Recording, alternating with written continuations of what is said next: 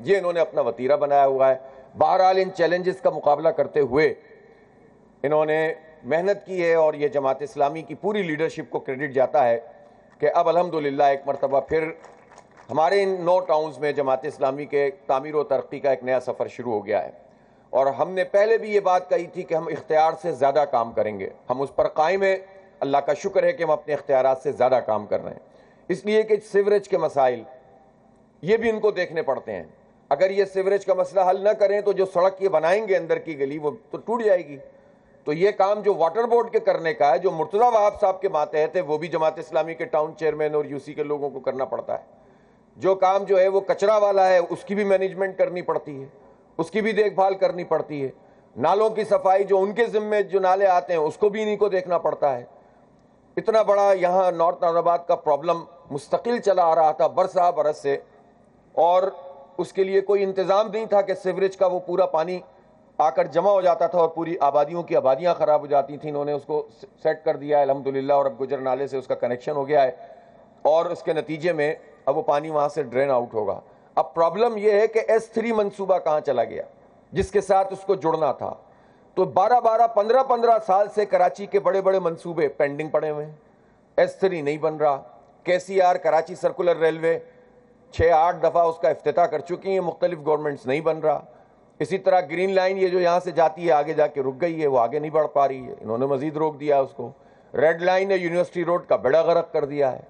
Orange line ایسا شاہکار منصوبہ ہے الحمدللہ کہ جس میں یہ کوئی 4-6 کلومیٹر کا انہوں نے ایک پورا اسٹرکچر بنایا، اور درمیان میں جو بنارس کا پل ہے اس کو بھی انہوں نے چھوڑ دیا، اور یہ گھما کے 5 نمبر کی اورنگی کی چورنگی سے سیر کروا کے یہ ٹرین اس کو لے آتے ہیں بسوں کو، اور اس کو یہ اورنج لائن کہتے ہیں۔ پورے اورنگی کو بھی کور نہیں کیا انہوں نے اس میں، اور کہا تھا کہ ہم اس کو کنیکٹ کر دیں گے گرین لائن کے ساتھ، وہ بھی نہیں کیا۔ یعنی کون سا ایک کام ہے جو پیپلز پارٹی نے پچھلے 15 سال میں کراچی والوں کے لیے کیا ہو؟ 15,000 بسوں کی ضرورت ہے کراچی کو، یہ ہم نہیں کہہ رہے، یہ ورلڈ بینک کی رپورٹس کہہ رہی ہیں، یہ بین الاقوامی ساری رپورٹس کہہ رہی ہیں۔ 400 بسیں لا کر بے وقوف بنا رہے ہیں لوگوں کو، اور بسیں تو لے آئے ہیں بائکوں پہ اس پورے شہر کو، اور چنگچیوں پہ لگا دیا، اس لیے کہ آپ نے بلک ٹرانسپورٹ پرووائڈ نہیں کی ہے۔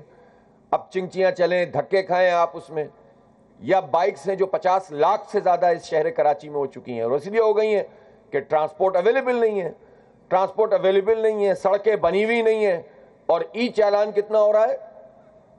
25,000، 20,000، 10,000، 5,000۔ یہ کیا ڈرامہ ہے؟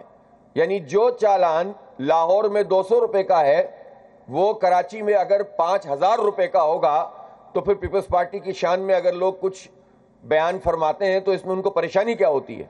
یہ جو قبضہ سیاست ہے، شہر کے اوپر قبضہ، دیہاتوں پہ تو انہوں نے پہلے قبضہ کیا ہوا ہے، اب شہر پہ بھی قبضہ جما لیا ہے، اور اس میں ان کی اشتراک ہمیشہ سے MQM کے ساتھ مل کر ہوتا ہے، اور یہ لوگ مل کر لوٹتے ہیں، کھاتے ہیں، قبضے کرتے ہیں، اور 30-40 سال برباد کر دی ہیں ہمارے شہر کے، نسلیں تباہ کر دی ہیں ان لوگوں نے، ظالموں نے، اور اس طرح سے انہوں نے جو ہے وہ گرپ کیا ہوا ہے۔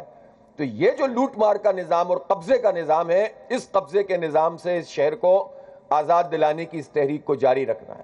ایک طرف آزادی دلائیں گے اس پورے قبضے سے، دوسری طرف تعمیر و ترقی کا سفر جاری رکھیں گے، اور تیسری طرف خدمت کریں گے۔